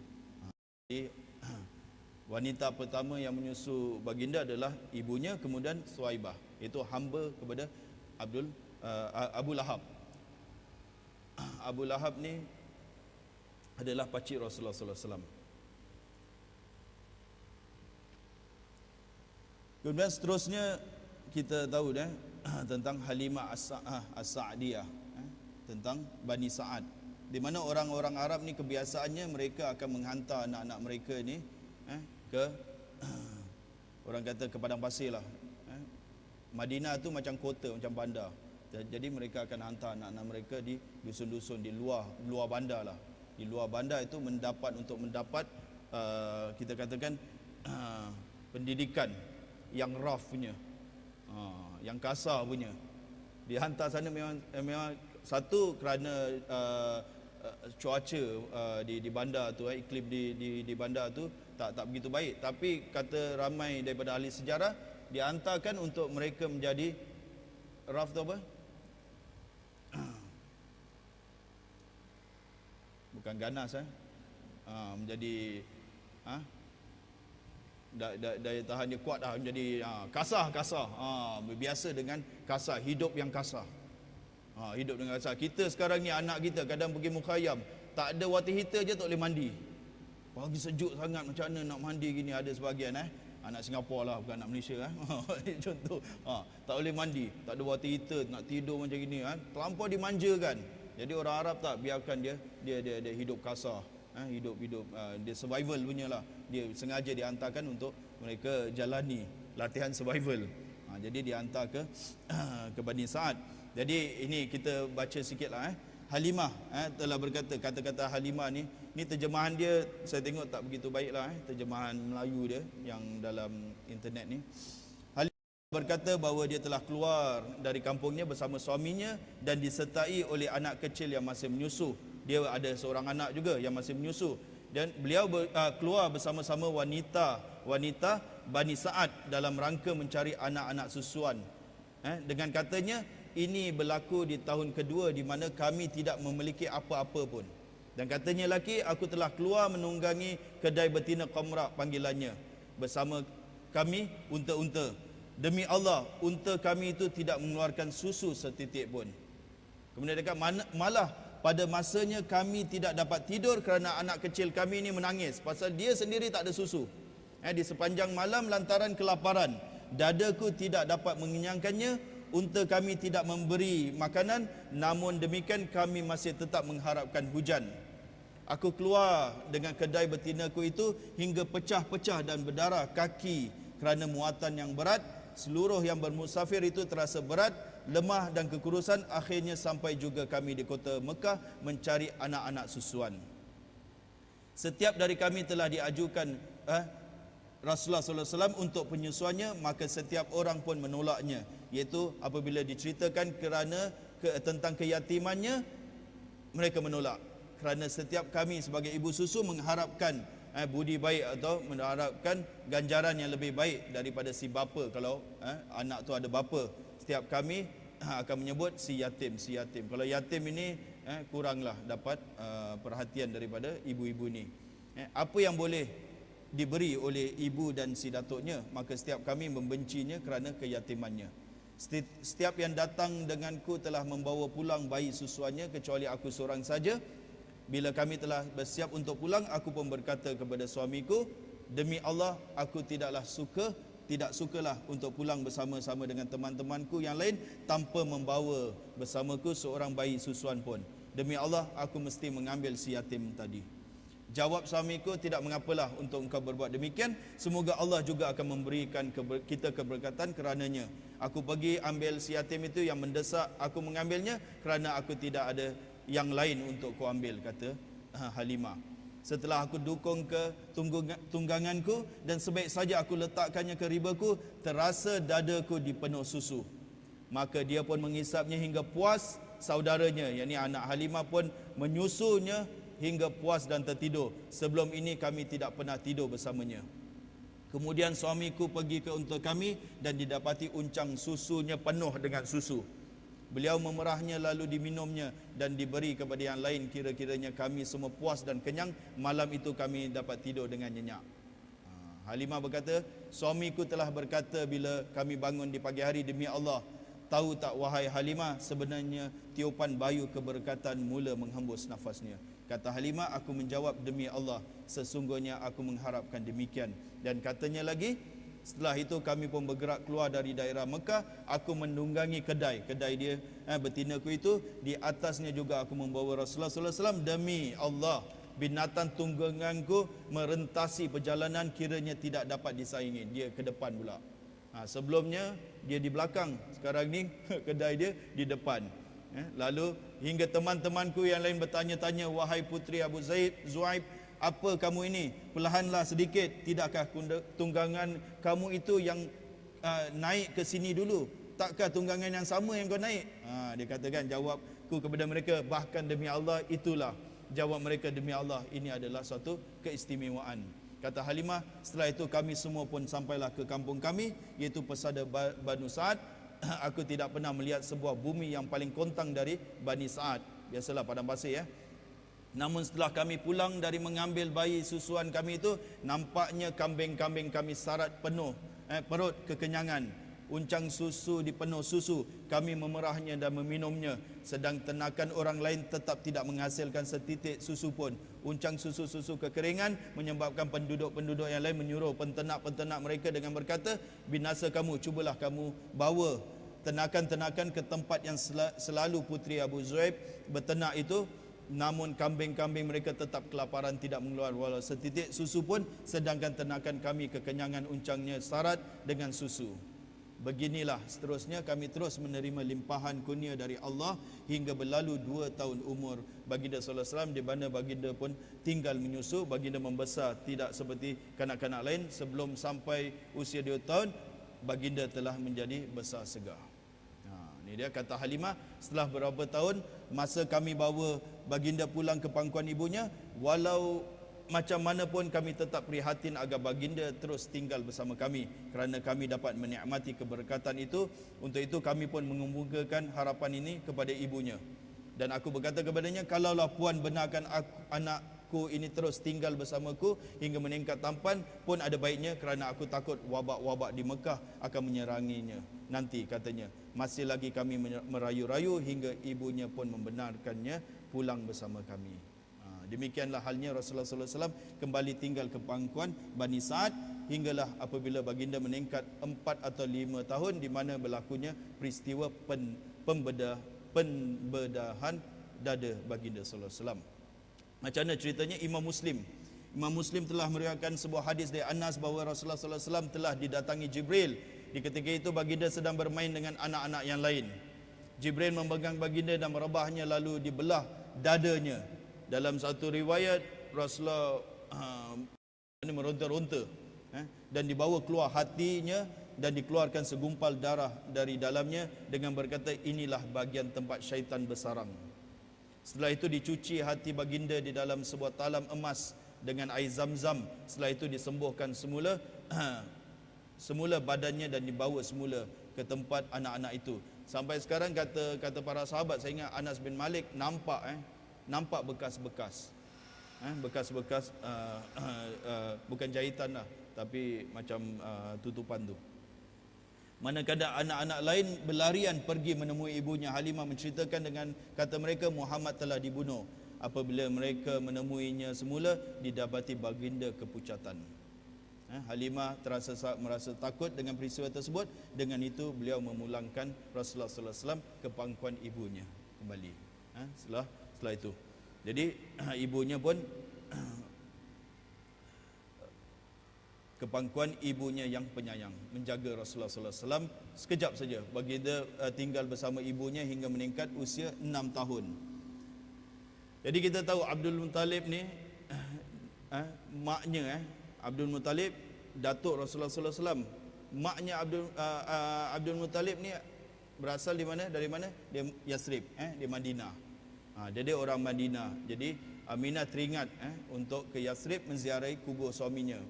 Kita belum cakap tadi bila Rasulullah sallallahu alaihi wasallam dilahirkan, Abdul Muttalib menyuruh anak kesayangan dia. Abdul Muttalib ni ada 10 anak. Anak kesayangan dia adalah Abdullah untuk ke Madinah atau ke Yathrib. Sampai saja untuk perniagaan, untuk tujuan perniagaan, sampai saja di sana Abdullah meninggal dunia. Jadi Rasulullah sallallahu alaihi wasallam lahir dalam keadaan tidak berbapa. Dan kemudian pada usia baginda sallallahu alaihi wasallam 6 tahun, Aminah pula ke Yathrib menziarahi kubur suaminya sebagai mengenang dan mengingati kematian itu. Untuk itu beliau keluar dari Mekah merentasi 500 km menuju ke destinasi bersama anak lelakinya yang yatim itu Rasulullah sallallahu alaihi wasallam, diiringi khadamnya Ummu Aiman dan ayah mertuanya Abdul Muttalib. Beliau tinggal untuk selama sebulan. Setelah itu beliau berpatah balik. Semasa perjalanannya dari sana, beliau telah diserang penyakit dan semakin berat, sehingga di awal perjalanan lagi berakhir dengan hembusan nafas terakhir di tempat yang bernama Al-Abwa yang terletak di antara Mekah dan Madinah. Itu dia, tempat di mana ibu Rasulullah sallallahu alaihi wasallam meninggal dunia. Pernah Rasulullah sallallahu alaihi wasallam berjalan di tempat Al-Abwa ni, Rasulullah sallallahu alaihi wasallam minta izin kepada Allah Subhanahu wa taala agar dia dapat menziarahi kubur ibunya, dan Allah izinkan. Bermula daripada itu Rasulullah izinkan yang lain semua untuk menziarahi kubur. Sebelum itu ziarah kubur tak boleh. Sebelum itu kaum muslimin dilarang deh menziarahi kubur. Jadi bila Rasulullah sallallahu alaihi wasallam dapat izin untuk menziarahi kubur ibunya, Rasulullah pun dia adalah pembuat syariat juga, bukan Allah Subhanahu wa taala pembuat syariat. Rasulullah pun boleh buat syariat. Jadi bila Allah izinkan Rasulullah sallallahu alaihi wasallam, Allah izinkan kaum muslimin yang lain untuk ziarah kubur. Fazuru, maka ziarahlah kubur. Kemudian bila Rasulullah sallallahu alaihi wasallam, ibu baginda sallallahu alaihi wasallam meninggal dunia, dia ke pangkuan datuknya yang pembelas kasihan. Ibnu Hisham. Siapa Ibnu Hisham? Tadi kita dah kata Ibn Hashim pula, Ibn Hisham dia salah. Ibn Hisham ni menceritakan biasanya dihamparkan di lindungan Kaabah sebidang tikar khusus untuk Abdul Muttalib. Anak cucunya akan bersila di sekeliling tikar itu. Tak seorang pun akan duduk di atas tikar itu, hanya Abdul Muttalib seorang kerana menghormati beliau. Namun bila Rasulullah sallallahu alaihi wasallam datang ketika itu, baginda masih kanak-kanak, baginda akan duduk di atas hamparan itu. Umur dia dalam 6-7 tahun. Di masa itu bapa-bapa saudaranya akan menarik Rasulullah ke tepi untuk memberi tempat kepada Abdul Muttalib. Bila beliau melihat Rasulullah sallallahu alaihi wasallam, di situ Abdul Muttalib pun menyeru, biarkan anak itu, demi Allah dia mempunyai kedudukannya. Kemudian beliau duduk di sampingnya di atas hamparan itu dengan menyapu-nyapu di belakang baginda, dan beliau sentiasa senang dengan perilaku Rasulullah sallallahu alaihi wasallam. Pada suatu hari ada ketikanya Abdul Muttalib ni dia kehilangan kambingnya. Kehilangan kambingnya, dia suruh Rasulullah sallallahu alaihi wasallam pergi cari. Ketika itu lambat pula Rasulullah sallallahu alaihi wasallam. Petang Rasulullah tak balik, dia punya risau. Jadi sayang dia kepada Rasulullah sallallahu alaihi wasallam, seorang datuk, sayang seorang datuk. Namun begitu tak lama, dalam masa 2 tahun saja, bila baginda berusia 8 tahun, datuknya meninggalkan satu demi satu. Tak ada terputusnya kasih sayang. Bapa langsung tak ada, mak, ibu pun sekejap saja. Kemudian datuk dapat sekejap saja, hilang lagi kasih sayang itu. Inilah kata ulama, memang Allah Subhanahu wa taala nak sendiri didik Rasulullah sallallahu alaihi wasallam supaya dia tak bergantung sangat, dia tak bergantung kepada manusia. Jadi kepangkuan bapa saudara yang mengasihinya, siapanya? Abu Talib. Jadi Abdul Muttalib ni ada ramai anak, salah seorangnya adalah Abu Talib. Jadi Abu Talib mengambil dia. Abu Talib ni pun ramai anak juga, tapi dia masih lagi mengambilnya sebagai untuk dia menjaganya. Abu Talib selaku bapa saudara telah memikul tanggungjawab menjaga anak saudaranya dengan sebaik-baiknya. Beliau meletakkan baginda bersama-sama dengan anak-anaknya, malah memberi keutamaan ke atas anak-anaknya dengan keistimewaan. Salah satu keistimewaan apa? Anak-anaknya tak pernah diajak untuk pergi ke Syam untuk berniaga. Siapa yang dia bawa? Rasulullah sallallahu alaihi wasallam. Anak-anak dia tak ada, tak pergi. Rasulullah sallallahu alaihi wasallam dia bawa. penghormatan dan sanjungan. Dalam tempoh 40 tahun beliau menyokong baginda, melindungi, membenarkan malas sanggup berkelahi dengan orang lain untuk membela Rasulullah sallallahu alaihi wasallam. Di mana ulama bincangkan, bukan kita cakap di antara hikmah kenapa Abu Talib tak masuk Islam. Ni di antara hikmah kenapa Abu Talib tak masuk Islam. Awal-awal lagi, padahal dia tahu kebenaran Rasulullah sallallahu alaihi wasallam. Dia mencintai Rasulullah sallallahu alaihi wasallam, sayang dia dengan Rasulullah, sanggup buat apa saja untuk Rasulullah sallallahu alaihi wasallam. Sanggup dia boikot pun, kita tahu sanggup dia boikot kerana Rasulullah. Tapi kenapa dia tak masuk Islam? Di antara hikmah dia kata ulama, ni kata ulama sirah, di antara hikmahnya, kalau Abu Talib masuk Islam, awal cakap Abu Talib masuk Islam, nescaya dia akan diperangi. Bani Hashim ni mereka akan perang. Bani Hashim keseluruhan dia. Kerana diorang dah jadi Islam, dah jadi Muslim. Nampak tak? Senang-senang aja mereka akan isytiharkan perang kepada Bani Hashim. Tetapi kerana pemimpin Bani Hashim ketika itu, dia Abu Talib, dia tak masuk Islam, diorang pun tak berani nak serang. Ni dia bukan Muslim. Kalau dia jadi Islam macam Umar ke apa, mereka akan berlawan dengan dia. Jadi di antara hikmah kenapa Abu Talib dia tak menjadi Islam. Dan Al-Abbas pernah bertanya kepada Rasulullah sallallahu alaihi wasallam. Dia kata kepada Rasulullah, apa manfaat yang Abu Talib ni dapat raih, yang dapat Abu Talib daripada engkau menjadi seorang rasul ni.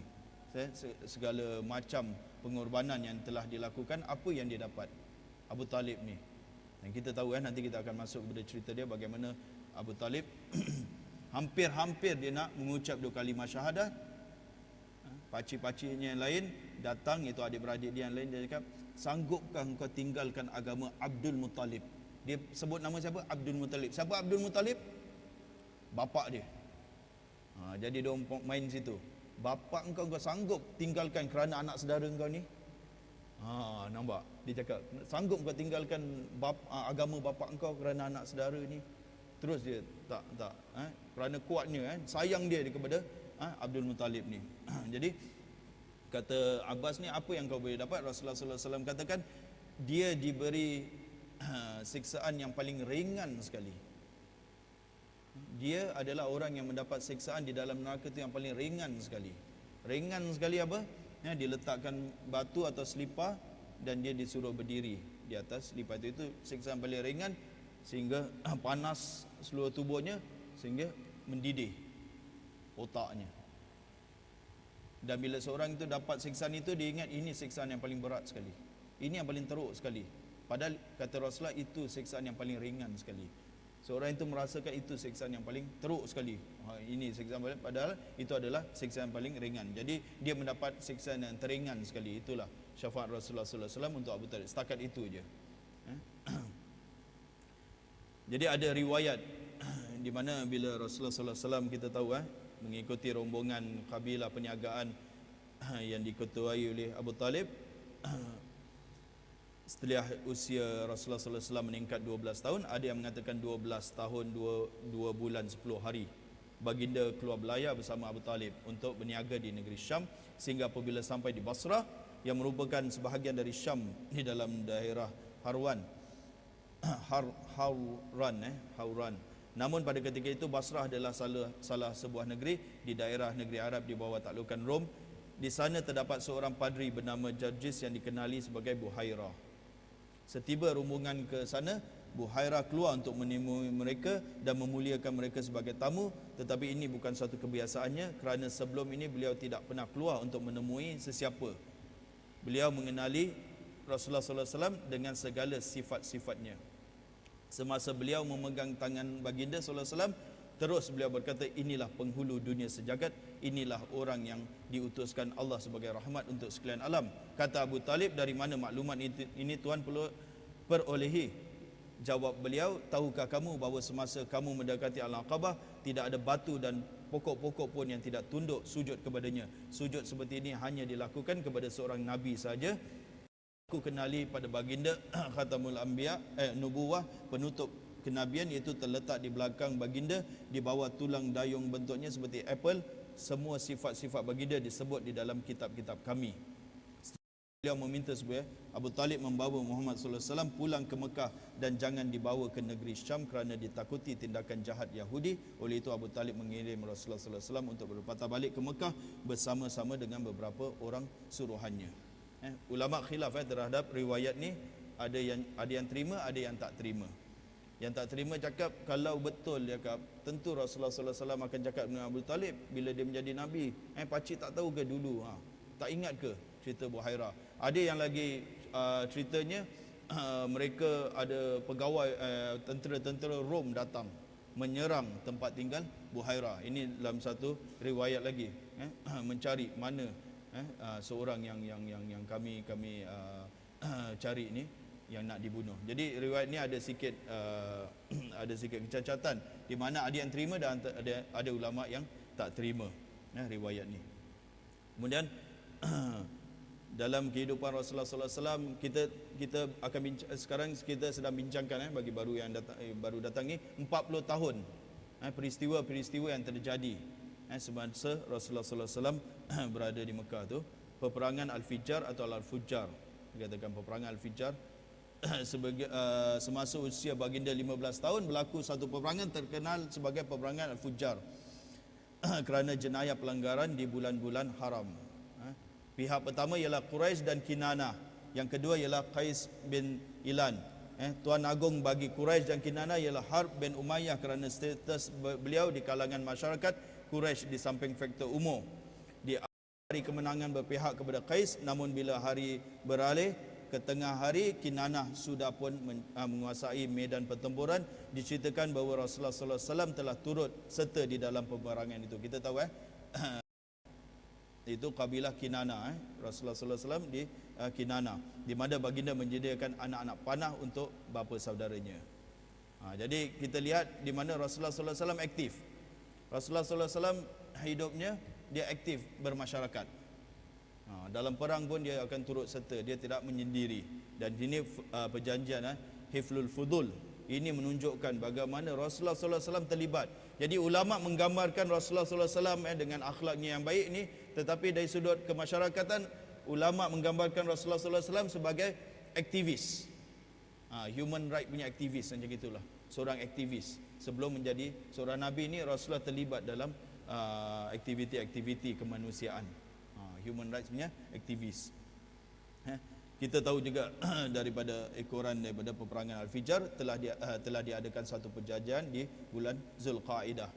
Salah satu bulan haram, padanya dijemput kabilah-kabilah Quraisy seperti Banu Hashim, Banu Muttalib, Asad bin Abdul Al-Uzzah, Zurah bin Kilab, Tayyim bin Murrah.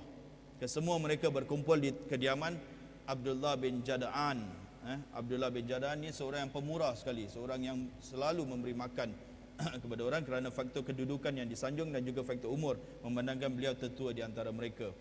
Dalam perjanjian ini semua mereka bersetuju dan berjanji untuk memihak kepada siapa sahaja yang dianiayai. Jadi bangsa Arab ni walaupun mereka hidup dalam jahiliah, ada lagi kebaikan, banyak kebaikan pada masyarakat ketika itu, di mana mereka sanggup berperang untuk melindungi orang yang dianiayai.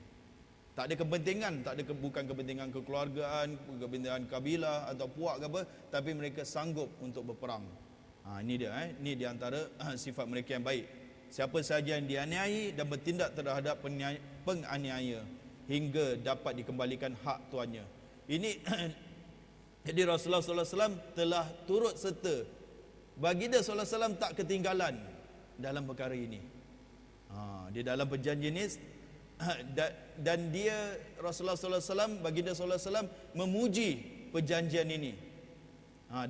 Sabdanya, aku telah menyertai, sabda Rasulullah sallallahu alaihi wasallam, aku telah menyertai satu perjanjian yang dilangsungkan di rumah Abdullah bin Jada'an, perjanjian yang menyenangkan hatiku lebih daripada kesenanganku kepada unta-unta gemuk. Unta-unta gemuk ni jangan salah faham, ini adalah properti ketika itu, unta-unta yang gemuk. Sekiranya aku dijemput dalam Islam pun, kalau sekiranya aku dijemput semasa dalam Islam, nescaya aku akan beri persetujuan segera, nescaya aku akan turut serta. Jadi Rasulullah sallallahu alaihi wasallam suka sangat kepada perjanjian ini, melindungi orang yang teraniaya. Apa cerita dia? Ceritanya seorang lelaki dari Zubaid memasuki kota Mekah dengan barangan perniagannya. Barangan itu telah dibeli oleh Al-As ibn Wa'il Al-Sahmi, namun harganya tidak diselesaikan. Dia tidak dibayar lah. Dia tidak dibayar. Sebagai tindak balasnya, beliau telah meminta pertolongan dari sekutu Abdul Ad-Dar Makhzum, Jumah, Adi. Malangnya pihak sekutunya tidak memenuhi permintaannya itu. Untuk selanjutnya beliau mendaki bukit Abi Qubais, ini dia ada di Mekah ni, dengan menyuarakan peri penganiayaan terhadapnya. Disuarakan dalam mada syair, dia bersyair. Al-Zubair bin Abdul Muttalib bangun bertindak. Ini anak kepada Abdul Muttalib, bangun bertindak, dan kata dia, apa dalam kata-katanya, kalaulah di haram ni orang boleh teraniaya, buat apa nak ada haram? Itu dia kata. Kalau di haram ni ada penganiayaan, kezaliman, buat apa nak ada haram? Buat apa nak ada kawasan haram? Kalau di haram ni pun orang sehingga sekarang kalau apa ni di haram tu, kata ulama, kalau seseorang ni semalam dia nampak bapa dia dibunuh oleh seseorang itu, tapi orang itu berlindung di Kaabah, mereka tak berani sentuh orang tu, walaupun dia nampak orang itu dibunuh oleh membunuh bapanya, kerana menjaga kesucian haram tu. Tak boleh buat apa-apa di haram itu. Tapi yang sini cakap, kalau di haram orang boleh berlaku kezaliman, buat apa nak adakan haram? Orang pun terkejutlah bila dengar itu. Barulah Az-Zubair bangun bertindak dengan katanya, apa ceritanya, semua membisu belaka. Itu yang mereka berkumpul dengan itu. Mereka telah mengikat perjanjian Al-Fudul. Tadi menyokongnya, mereka segera menemui Al-As bin Wa'il dan mengambil barangan lelaki Zubaid tadi dan dipulangkan kepadanya. Setelah itu mereka memeterai perjanjian Al-Fudul. Al-Fudul ni suatu perkara yang besar sekali, di mana mereka akan melindungi siapa saja orang luar yang dizalimi, yang dianiayai, mereka akan melindungi. Itu Rasulullah sallallahu alaihi wasallam kata, kalau ada dalam Islam perjanjian ini, aku akan turut sertai. Aku akan turut sertai. Kalau sekarang ni, kalau dalam semasa baginda sallallahu alaihi wasallam, dalam Islam ni kalau ada perjanjian tu, ini menunjukkan kepada kita bahawa seorang muslim itu dalam perkara-perkara untuk membela penganiayaan atau kezaliman, dia harus sertai. Dia kena sertai dalam pembelaan ni. Dia tak boleh diam saja, biarkanlah ada orang membela, biarkanlah aku nak duduk rumah, aku nak duduk masjid, dia kena turut serta. Dia kena turut serta, kata Rasulullah sallallahu alaihi wasallam. Jadi di sini kita melihatkan sifat Rasulullah sallallahu alaihi wasallam dengan masyarakat. Dia bukan menyendiri dengan masyarakat. Dia bukan menyendiri sendiri-sendiri, tak ada. Dia orang yang ke depan. Dan kita lihat hidup penuh keperitan Rasulullah sallallahu alaihi wasallam. Anak yatim, kita tahu. Dan Ibn Ishaq menceritakan Khadijah bin Khuwailid adalah seorang berapa ni habis? 10 ni. Pihak penganjur ni tak bagi itu time frame ni. Mula 8.30. Ni nak pukul 10 ni. Kalau saya terus saja. Macam mana Ustaz? 10 suku sikit lagi ada 100 slide ni. 100 lebih daripada 100 slide ada ni. Jadi Khadijah bin Khuwailid adalah seorang peniaga. Khadijah ni kaya sangat, kata ulama, kata pengkaji sirah ni, kalau dikumpulkan harta-harta Quraisy, nak di-challenge dengan harta Khadijah lebih banyak lagi. Kalau nak pergi berniaga ni, kumpul seluruh harta Quraisy ni, nak lawan dengan Khadijah masih banyak lagi harta dia. Jadi dia ada jutawan. Bagaimana Khadijah kenal Rasulullah sallallahu alaihi wasallam? Pernah satu hari Khadijah dengan kakaknya, Hallah nama dia gitu, sedang duduk berbual. Ada seorang kawan Rasulullah sallallahu alaihi wasallam yang menjaga untanya Hallah ni. Mula-mula Hallah ni dia tak bayar, belum bayar lagi lah upahnya. Jadi kawannya cakap dengan Rasulullah sallallahu alaihi wasallam, jom kita pergi minta upah kita. Rasulullah sallallahu alaihi wasallam cakap, aku segan lah, kau pergi lah. Kau pergi minta, aku segan, aku tak nak minta. Jadi bila kawan dia datang ni, kebetulan di rumah Hallah tu ada Khadijah. Dan kakaknya Khadijah tanya, mana Muhammad? Kenapa Muhammad tak datang? Nak ambil upah dia? Dia segan lah. Dia cakap dia segan nak datang. Lepas tu barulah mereka menceritakan tentang kebaikan Rasulullah sallallahu alaihi wasallam. Dia pun cerita Muhammad ni memang orang dia macam gini, macam gini, macam gini. Jadi terdengar, Khadijah dengar. Khadijah ada ketika itu dia dengar, itu yang dia tertarik tu. Dia suruh Rasulullah sallallahu alaihi wasallam untuk membawa dagangan dia. Sebaik saja perkhabaran mengenai diri Rasulullah sallallahu alaihi wasallam dengan keimanan dan kebenaran bertuturan bagi serta ketinggian akhlak mulia tanpa berlengah, beliau mengantar utusan menawarkan kepada Rasulullah sallallahu alaihi wasallam untuk membawa perniagaan dia ke negeri Syam. Dan dia seorang janda ketika itu di mana orang semua berebut lelaki-lelaki Quraisy ni berebut untuk melamar Khadijah. Dia tak layan Dan dia menjanjikan kepada Rasulullah sallallahu alaihi wasallam pulangan yang baik. Jadi Rasulullah SAW pun keluar ke sana bersama Maisarah, budak suruhan Khadijah, hingga tiba ke negeri Syam. Dan kata ulama, Rasulullah SAW berjaya dalam perniagaan itu, di mana Rasulullah SAW membawa keuntungan yang besar, sehingga kan Khadijah gembira. Tapi yang lebih menggembirakan dia adalah bila dia mendengar berita tentang akhlak Rasulullah SAW, bagaimana cara Rasulullah SAW berniaga. Dan dengan itu kita katakan ramai yang nak kepada Khadijah. Tapi Khadijah tahu Khadijah ni seorang yang mulia. Dia pun lihat kepada lelaki yang mulia. Jadi dia berminat kepada Rasulullah sallallahu alaihi wasallam. Maka Nafisa ni kawannya bertanggungjawab menemui Rasulullah untuk merestui hasrat Khadijah kepada baginda untuk mengawininya. Rasulullah pun mempersetujui hasrat Khadijah dan menerima untuk berkahwin dengannya. Baginda pun memberitahu persetujuan tadi kepada bapa-bapa saudaranya. Dengan itu mereka semua telah datang menemui bapa-bapa saudara Khadijah dan terus meminang Khadijah untuk Rasulullah sallallahu alaihi wasallam. Tidak berapa lama upacara perkahwinan pun dilangsungkan. Upacara akad nikah ini dihadiri oleh Banu Hashim dan kepala-kepala Bani Mudhar. Terlaksanalah perkahwinan itu selepas 2 bulan kepulangan baginda dari negeri Syam. Mahar perkahwinan itu 20 ekor unta betina. Usianya di masa itu sudah meningkat 40 tahun usia Khadijah. Namun ketika itu beliaulah seafdal-afdal wanita pilihannya dari segi nasab keturunan, harta dan pemikiran. Beliau merupakan isteri pertama kepada Rasulullah sallallahu alaihi wasallam dan baginda tidak mengawini mana-mana perempuan pun semasa hayatnya sehingga beliau meninggal dunia. Itu nak tengok Rasulullah sallallahu alaihi wasallam. Kalaulah orang-orang orientalis, orang-orang barat labelkan Rasulullah dengan label-label yang tak senonoh gini, kalau Rasulullah sallallahu alaihi wasallam pada ketika itu 25 tahun, kalau dia bersifat macam gitu, tentu dia akan kahwin dengan gadis-gadis yang itu. Tapi Rasulullah sallallahu alaihi wasallam tak. Ini merupakan itu bila kita study sirah ni, bila kita belajar sirah, ini merupakan benteng untuk kita menjawab tuduhan-tuduhan mereka. Kalaulah Rasulullah sallallahu alaihi wasallam gila sangat, orang yang gilakan kepada wanita, tentu pada usia ni dan jakat 25 tahun, tentu Rasulullah cari wanita-wanita yang terbaik. Ini janda lagi. Jadi ini menunjukkan bahawa Rasulullah bukanlah orang yang gila wanita, gila ini semua yang dituduh.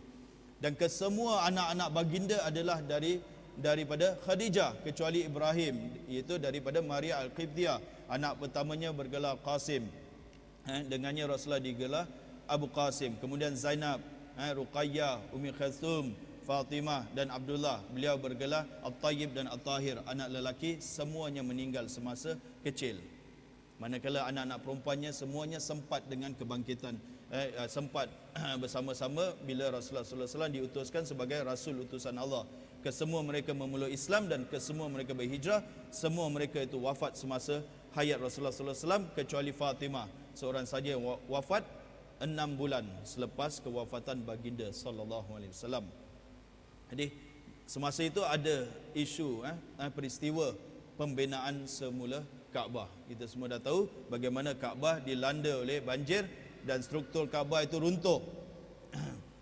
Dan bila mereka nak bangun Kaabah ni, dalam riwayat Abu Jahal katakan, jangan ada duit-duit haram pun yang tuan-tuan masukkan dalam dana untuk membina Kaabah ni.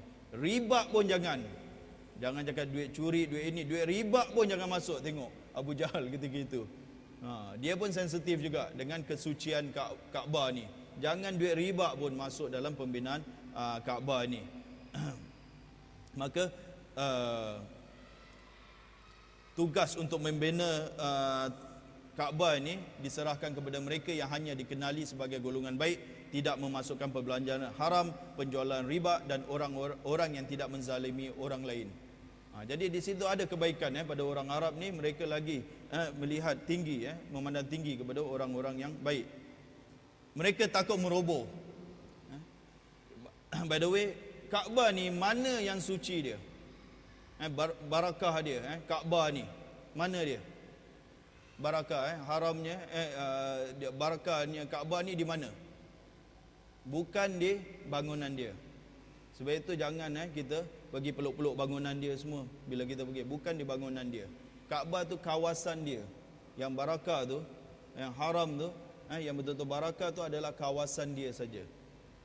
Dan ada riwayat yang kata Kaabah mula dibina semenjak Nabi Adam, ada yang cakap semenjak Nabi Ibrahim. Itu menjadi ikhtilaf ulama bila Kaabah. Jadi adalah pada kawasan dia saja. Pada kawasan dia. Dulu bila bapa saya dia kata kalau Kaabah ni kita masuk, kita tengok atas terus kita boleh nampak.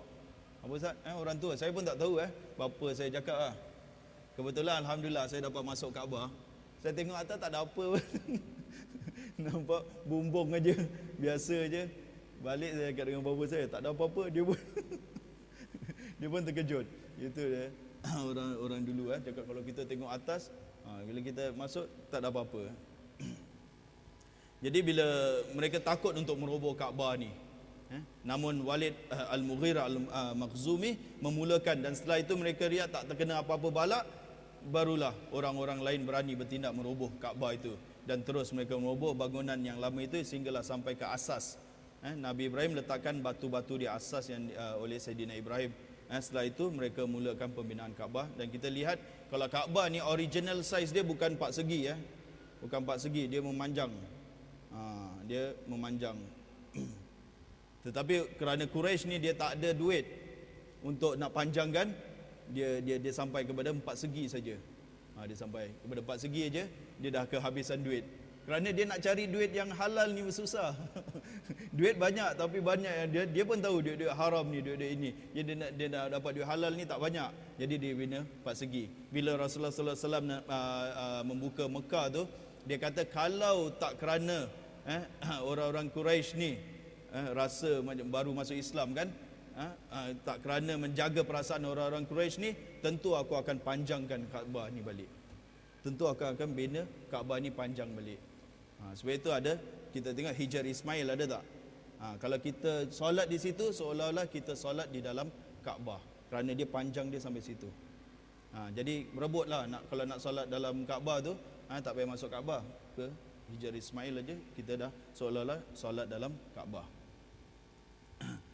Jadi bila mereka siap selesai, tiba satu tahap, siapa yang nak letak Hajar Aswad.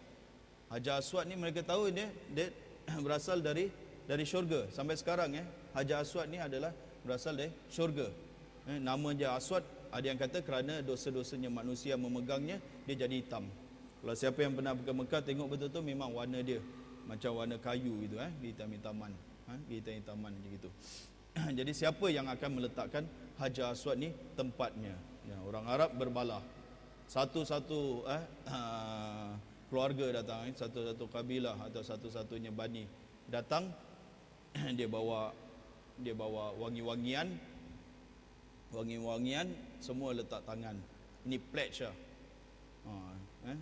Setiap kabilah ni datang dengan wangi-wangian, dan mereka semua ketua-ketua kabilah tu akan letak tangan dia, anggota-anggota dia, macam Samsung punya style lah ni. Cakap kita akan berperang siapa yang angkat siapa yang angkat batu Hajar Aswad ni. Siapa yang angkat ni kita akan kalau mendahului kita akan berperang dengan dia. Jadi berbala siapa yang akan angkat, sehinggalah Abu Umayyah Al-Mughirah Al-Makhzumi mengumpulkan cadangan kepada mereka, iaitu orang pertama memasuki ke dalam masjid melalui pintu besar, beliaulah yang akan menjadi hakim. Dengan itu mereka yang terlibat bersetuju dengan cadangan itu. Dengan kehendak Allah Subhanahu Wa Taala, Rasulullah Sallallahu Alaihi Wasallam orang pertama memasuki masjid menerusi pintu itu. Mereka pun melaung, Al-Amin, Al-Amin, kami setuju. Jika Al-Amin ini menjadi hakim. Rasulullah Sallallahu Alaihi Wasallam setiba baginda ke majlis mereka, mereka menceritakan peristiwa sebenarnya yang terjadi. Lantas Rasulullah Sallallahu Alaihi Wasallam meminta selai kain, lalu diletaknya Hajar Aswad di atas hamparan kain dan meminta setiap kepala kabilah memegang hujung kain, seterusnya meminta mereka mengangkatnya sehingga apabila sampai ke tempatnya maka baginda sendiri meletakkan dengan tangan baginda ke tempatnya yang asal. Demikian ya penyelesaian masalah dengan cara yang bijak yang dapat diterima oleh semua kaum. Jadi ada beberapa cebisan kisah sebelum Rasulullah Sallallahu Alaihi Wasallam dibangkitkan. Tambah lagi sikit lagi. Ini tak payah baca iaitu bagaimana kita tengok Rasulullah Sallallahu Alaihi Wasallam ini adalah seorang yang berwatak bijak, cerdik, serius, berfikir dan sentiasa berpihakkan kepada kebenaran. Dan beliau Sallallahu Alaihi Wasallam sebelum diangkat menjadi Nabi ini menolak segala khurafat dan kesyirikan dan apa sahaja perbuatan-perbuatan yang ada kaitan dengan penyembahan berhala, jauh sekali. Dan tak makan daging-daging yang disembelih untuk berhala. Baginda sallallahu alaihi wasallam tak makan pun daging-daging itu. Dan baginda tak pernah menjamah khamar, iaitu arak, tak pernah makan sembelihan berhala, tidak pernah menyertai perayaan-perayaan berhala atau exponya. Wah, dulu berhala pun ada expo juga. Sejak awal-awal lagi baginda membenci penyembahan ini, dan baginda tidak dapat menahan kesabarannya untuk mendengar orang bersumpah dengan berhala Al-Lat wal Uzza. Ada satu riwayat di mana Rasulullah sallallahu alaihi wasallam ada hasrat untuk menyertai, kita katakan keramaian macam konsert gitulah. Satu malam aku telah berkata kepada budak suruhan yang mengembala ternakan kambing, aku di pinggir Mekah, boleh tak kalau kamu tolong jaga kambing-kambingku sehingga aku dapat masuk ke kota Mekah dan berjaga malam seperti pemuda-pemuda lain. Dia pun nak ikutilah konsert ataupun lah kita katakan. Budak tu cakap boleh. Aku pun keluar sehingga apabila aku sampai ke rumah pertama, aku pun mendengar alunan alat permain. Aku bertanya orang di situ, apa keramaian semua ini? Jawab mereka, ini keramaian majlis perkahwinan si fulan dengan perempuan si fulan. Aku mendengarnya tetapi Allah telah menutup telingaku dan aku pun terlena. Kepanasan matahari telah mengejut aku dari tidur aku. Di malam tu dia pergi sampai dia tertidur. Malam kedua pun dia cari juga kawan dia untuk cuba lagi sekali. Sama juga. Namun setelah aku sampai ke kota Mekah, hal yang sama terjadi padaku. Selepas itu aku tak pernah cuba lagi. Tak pernah cuba lagi. Ini ada sebuah hadis yang menarik ni, Al-Bukhari daripada Jabir bin Abdullah berkatanya, ketika pembinaan semula Kaabah, Rasulullah telah turut serta. Jadi Rasulullah kita cakap dia orang yang turut serta dengan program-program aktiviti kemasyarakatan bersama Al-Abbas. Kerja mereka mengangkut batu-batu.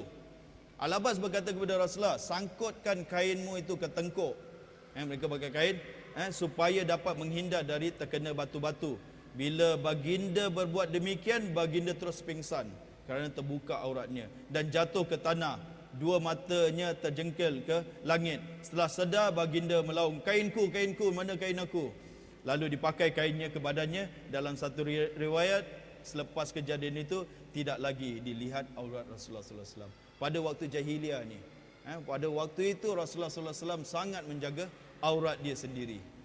Jadi inilah akhlak Rasulullah sallallahu alaihi wasallam sebelum baginda sallallahu alaihi wasallam diangkat menjadi nabi. Insya-Allah besok kita akan bincangkan tentang kerasulan Rasulullah sallallahu alaihi wasallam. Itu saja. Dan kata-kata yang baik untuk menutupi sesi kita adalah sebagaimana yang dikatakan oleh Khadijah radhiyallahu anha. Dia berkata, seorang yang sentiasa menanggung beban, membantu orang yang kesempitan, memberi makan kepada tetamu dan menolong menegak kebenaran. Wallahu a'lam bissawab. Aqulu qali hadza wa astaghfirullahal azim li wa lakum. Wassalamu alaikum warahmatullahi wabarakatuh.